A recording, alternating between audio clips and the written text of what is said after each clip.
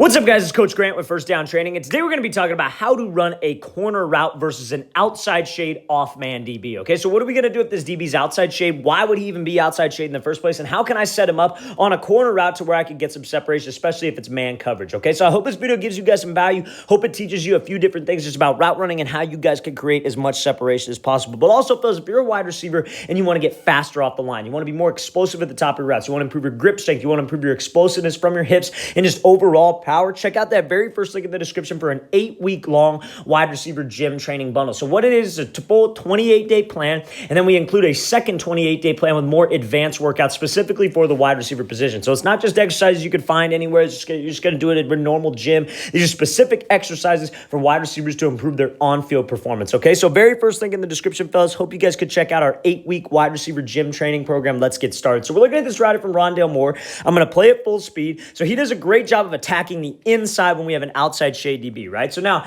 everybody's go-to answer when we ask them, okay, how do you go about attacking this? You got an outside shade DB and you got to run a corner route. How would you go about doing this? How would you go about attacking this guy? Everybody's first answer is, I'm just going to square his leverage or square him up, attack his leverage, and then break it off to the corner right in front of him. The reason why we cannot do that is the whole reason this DB's outside shade in the first place is to protect the sideline. He's trying to force you to go here. He wants you to go here because he's got safety help. Now, you might ask yourself, why is he outside shade in one-on-ones? That's the excuse everybody loves to throw out there. But you got to work is from a defensive perspective. There are going to be times where you're facing a team that's a lot of, they like to run a lot of outs. They like to run a lot of corners. They like to run a lot of comebacks. So we're going to sit outside shade as a defense and just let you run right into me, hoping that you're not an intelligent route runner, but that's why we're focused on this aspect of the video, right? So now, the goal is this is still man coverage. That's what you have to realize. So we got to attack him to the inside.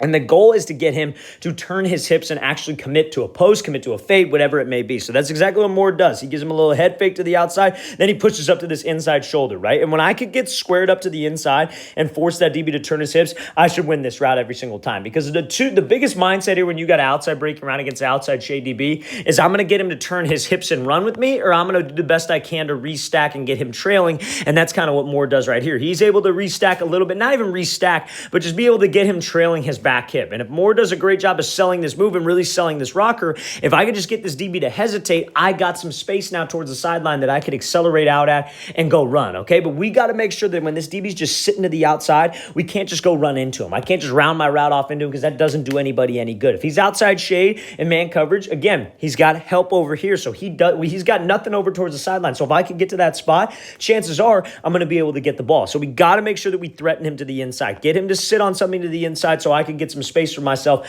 back to the outside. So this rocker step works really well because when we throw this 1-2, you see how much he sells with his shoulders and his hips. We're trying to make him think what? I'm trying to make this DB sit on like a post or a dig or some kind of inside breaking route. So I know I got to sell with my upper half. He's not looking at my feet. He shouldn't be looking at my head. He's going to be looking at my torso, that number, my hips, however you want to think of it. So I actually got to throw with my upper half to the inside. I got to actually throw to get him to jump, try to get him to undercut it. And if I could just get him to hesitate like so, I should be able to get space because I'm driving off of that cut leg. You see how sudden he is? He's pushing off this leg, driving off that inside arch, really ripping those arms out so he could get to this spot. That's a great job by Moore manipulating outside leverage when you have an outside breaking route. Do not force it, fellas. This is something we talked a little bit about in the videos we made yesterday. Do not force this route. Do not try to get outside of him because he's just going to get right on your hip, force you to the sideline, and the quarterback's going to have like 2 yards to make an outside breaking throw, and the quarterback ain't going to throw that because that's going to be 6 points going the other way. So we got to make sure we know how to get separation with an inside release on an outside breaking route. Do not force your routes, fellas. Watch this thing again, full speed. Great job by Moore, setting him up to the inside,